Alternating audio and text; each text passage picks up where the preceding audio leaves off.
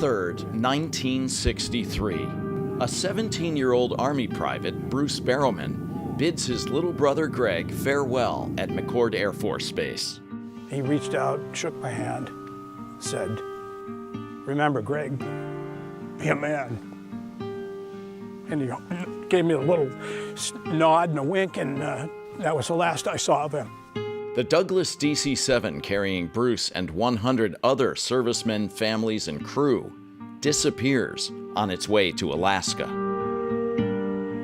My brother Bruce was a role model. He was athletic, a kind person.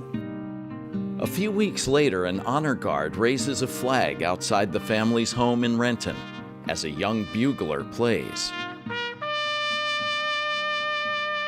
Historian Felix Bunnell has been piecing together the mystery of Flight 293 and its aftermath for much of the past decade. The person who you loved who was on this plane, and that was your brother Bruce. It was devastating. With help from surviving family members, he's put together a podcast series exploring the unique nature of the tragedy. This is Unsolved Histories. What happened to Flight 293? They have no idea what happened to this plane, and it's been forgotten for 60 years. No bodies were ever recovered, only some drifting debris and the scattered remnants of lives cut short. At that time, everybody held out hope, and hope lasted for years and years and years.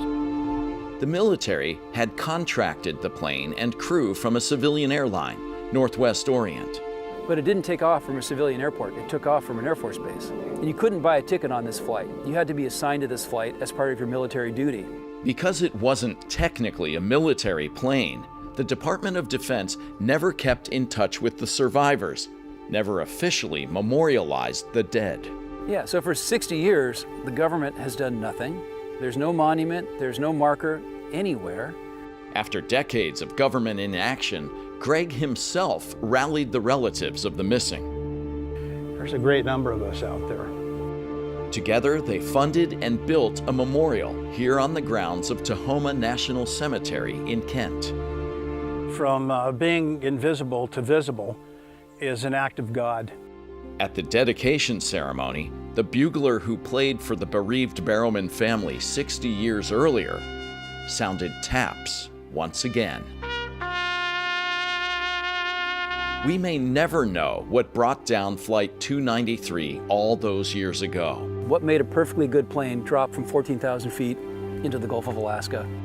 But the heroes on that ill-fated journey are finally, fittingly, remembered.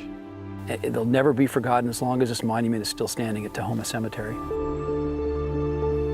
To everything there is a season, and a time to every purpose under heaven. Missing, but not forgotten.